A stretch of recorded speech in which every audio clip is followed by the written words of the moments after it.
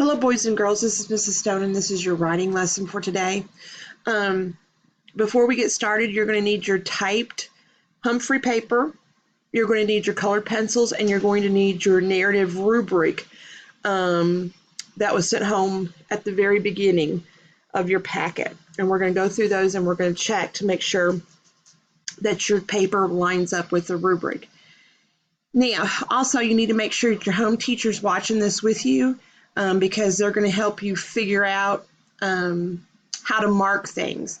And when I tell you to mark something, I want you to underline it. I don't want you to color it. I don't want you to highlight it. I want you to underline it because you're going to do something with highlighting later on the paper and you're not going to be able to tell the difference if you color your entire paper. So let's go ahead and get started. This is not a Humphrey narrative, but it is a narrative that follows the rubric. And so what I'm going to do is I'm going to go through and I'm going to break this paper down, and your home teacher is going to help you break your paper down. Now, I might be going too fast. If I happen to run out of time, you need to make sure you look for a part 2, but it probably helpful if you watch a part, you pause it, do it on your paper, and then go and continue the video. So this narrative paper starts off with whoo, whoo. The deafening sound echoed through the air as I stood at the entrance of the rustic barn. Walking to the worn red barn of this long-forgotten shed now seemed a foolish adventure. The creaky door swung open, and I couldn't believe my eyes. Okay, so I want you to take your red colored pencil, and I want you to, on your paper, underline in red your entertaining beginning. On this paper, I underlined it in red. And then afterwards, you'll notice I want you to write down the technique that you used. Remember all the techniques that we went through? In my particular one, I used sound. And so I put sound in parentheses behind my entertaining beginning, but I underlined everything. Now, if you look at your rubric, you need to see if it matches up with your rubric. Well, the rubric says that, let me make sure I've got mine up. The rubric says that it needs to be only 2 to 3 sentences. Okay, so I'm not going to be real particular on the sentences. However, I can tell if something is way shorter than it needs to be or if it's way longer than I want it to be, okay? So it says on the rubric that this needs to be 2 to 3 sentences. So you're not counting the sound. So let's see if my entertaining beginning fits that part of the rubric, okay? I look on here and I count 1, 2, 3 sentences. Now, before we get into counting other paragraphs, if you have a sentence that is a nice, juicy, well-formed, combined sentence, like you connected 2 sentences together with the word because or and or something like that, that technically counts as one sentence, okay? And you should be able to tell if you've got short, choppy sentences.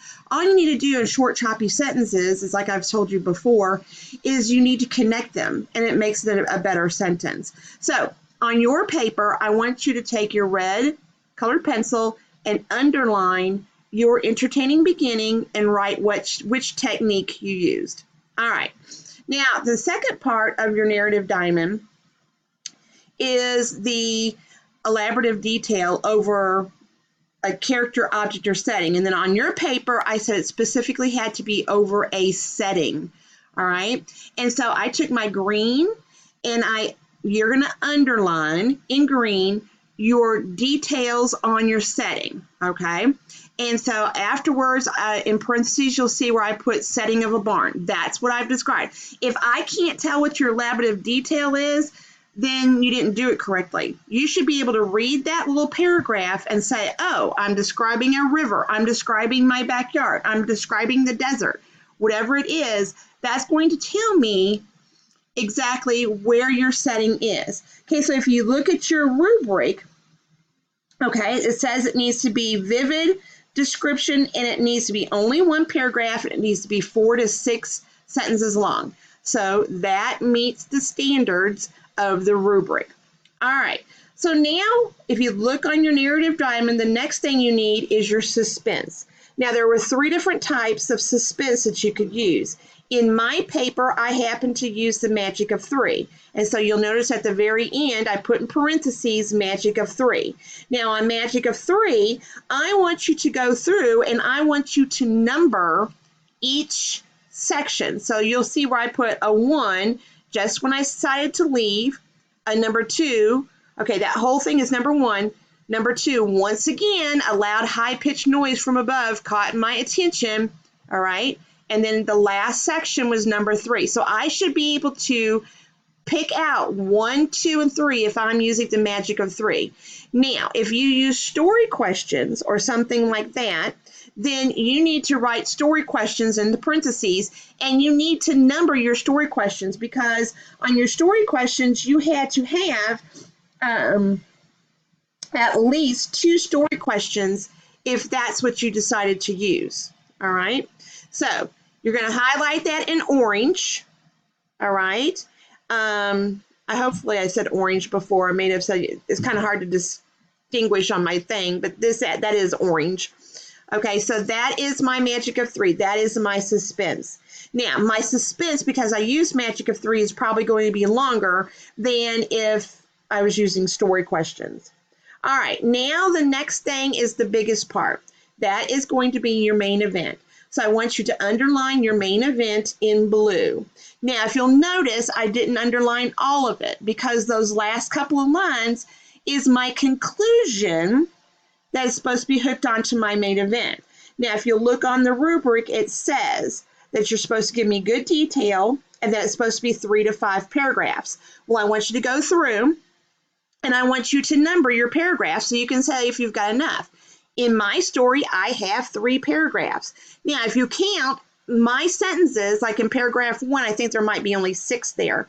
But I've taken several sentences and combined them to make better sentences, and so 6 is allowed. You have to have 7 sentences if they're just real simple sentences. If you have a compound or a complex sentence, then you can have 6. All right. So I numbered my paragraphs and I underlined it in blue. So I have 3 paragraphs, and you'll see, like I said, I did not underline that last part because that's my conclusion. All right. So that meets the standards of my rubric. I have at least 3 paragraphs in my main event. All right. So that conclusion, I want you to underline in purple. Okay. Now, it says on my conclusion, I need to have, let's see, what was it? How many sentences? It was, I think it was 2 to 3 sentences, 2 to 4 sentences on my conclusion. So I went through, okay, and I labeled it conclusion, and I went through and I counted my sentences. So I have 1, 2, 3 sentences. So that's between 2 and 4, so that counts. So my conclusion meets the standards of the rubric. All right, so let's go ahead and go on to that last part, which was the extended ending, okay? The extended ending, you need to underline in brown, and you were supposed to use 3 of the 4 techniques that we talked about. What I want you to do is I want you to go through and I want you to circle the 3 techniques that you used, okay? Remember, we talked about that in class where you could use I wondered, I remembered. So I went through and I circled remembered, wondered, and feelings. Those were 3 techniques out of the 4 that I said that you could use. All right, so this is how I want you to go back and check to see if your paper meets the rubric standards. All right, then after you're done with that, let's go on to the other page where it talks about dialogue. Okay, you're only allowed to have 1 to 3 sentences of dialogue in your entire paper. Well, let's go through and see if my paper meets the standards of the rubric. And so what I did is I took my yellow highlighter or yellow colored pencil and I highlighted. This is where you can color, all right, something that you've already underlined. Okay, I went through and I found my lines of dialogue. Okay, my first one was I hate bats. I swiped at my hair and screamed. I have had enough. Okay, there is my first line of dialogue. I went through and I found my second line of dialogue. It's down below. There you are, he exclaimed with furrowed brows. You were supposed to stay with me. That's my second form of dialogue. That's the only thing I have in my paper. So did it meet the requirements of 1 to 3? Yes, I have 2. Okay. Now, the second thing you need to look at is it in the correct format? Remember, we have quotations, tag, quotations. So let's see and if mine meets the standards of the rubric. Okay, I hate bats is in quotations. I swiped up my hair and screamed. That's the tag. I have had enough in quotations. So that one is correct. It meets the standard of the dialogue format. Okay, let's look at my second one. All right, there you are. That's in quotations. He exclaimed through furrowed brows. There's your tag. You were supposed to stay with me. There's the quotations. So it's quotations, tag, quotation. So the second line of dialogue meets the dialogue standard. All right, so I am good on dialogue. Now, remember there are certain outlawed words I do not want you, if you have used the word said in your paper, you might as well just cross it out and go find something else because I'll catch it. Okay, you don't need to use the word said. You don't need to use those simple words like said or asked or whatever like that. You could say, instead of asked, you could say inquired. Okay, instead of said, you could have said screamed, whispered. How did he do it? Be more descriptive. All right, and that's how I want you to do it. Now, I think that covers everything in your rubric.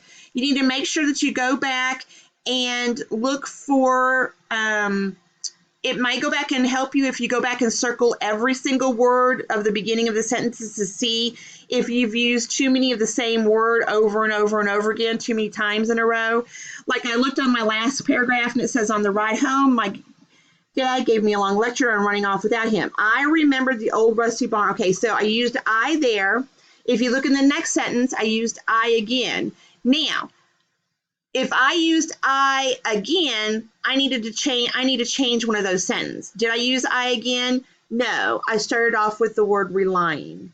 So I kind of looked over mine and I'm pretty good in most cases. But if you notice that you have, like if you go up to paragraph 1 of the main event, I said I couldn't run it if I wanted to. I tried. Okay, now if my next sentence would start with an I would need to change it. So make sure you don't start with the same word more than twice in a row. Make sure you're looking for, I know it's hard to look for spelling mistakes, and so that's kind of a home teacher's job, just because if you knew how to spell it, you would spell it correctly in the first place. Punctuations, mistakes, things like that. But this is what I want your paper to look like when I check it in class tomorrow. After I check it in class and see if you guys are on the right road and stuff like that, you're going to have Wednesday and Thursday to fix any mistakes that you have found or that I find or whatever, and then you can retype it and submit it on Friday. Now, you have to remember you still need a cover page with your name, your number, the name of your adventure. You need a photo or an illustration on the front. Okay, I'll take the illustration on the front cover. But throughout your paper, you have to have at least 3 photos. Okay, it's required.